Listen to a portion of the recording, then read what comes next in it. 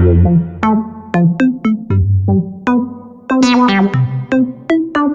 seventh hack I want to share with you is check retention, which is also related to the delivery of the online experience.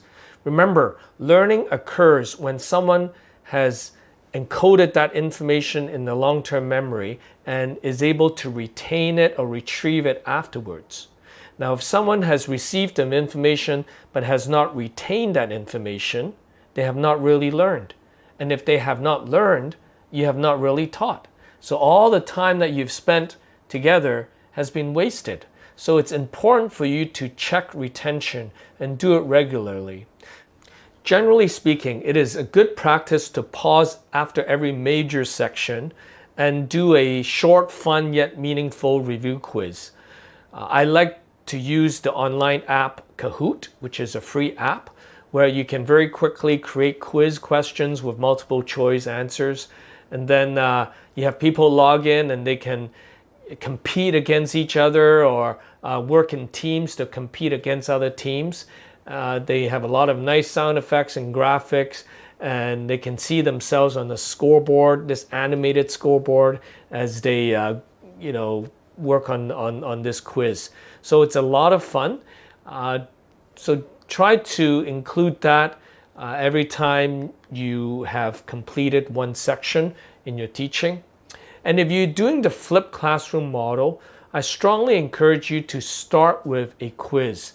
Whether it's a quiz you want them to do right during class or have them complete before they come to class.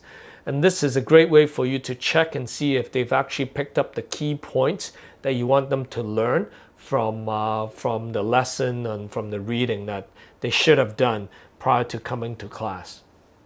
And of course, you can ask questions throughout your online experience to check for retention. One suggestion I want to give you is avoid over-the-head questions. What do I mean by over-the-head questions? These are questions like, do you understand? Do you follow? Are you okay? These questions are so abstract and vague that most people just don't want to respond. So typically they are silent and you create this awkward pause, which is not very helpful.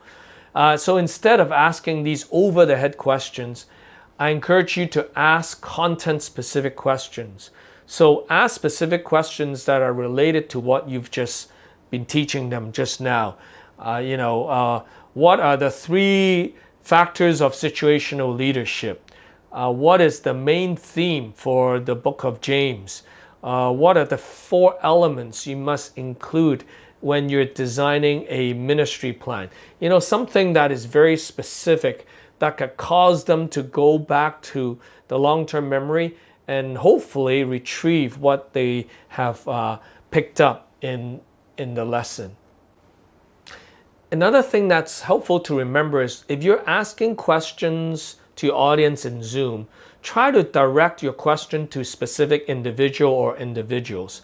So for instance, before I ask the question, I often say, I want to hear from Mary, John, and Peter on the following questions. Or this, and then I ask the question. Or I say, I want to direct the following question to Peter, Paul, and Susan. And then I ask the question. Why do I do this? Well, in a face-to-face classroom setting, I often direct the questions to specific individuals by looking at them. If I stare at someone long enough, they almost always will respond.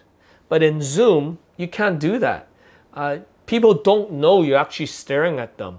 All they see is you staring into the camera, but they cannot pick out who you're looking at. So by verbally saying the names of individuals, I am directing the questions, and this would trigger and prompt individuals to listen and to know to respond.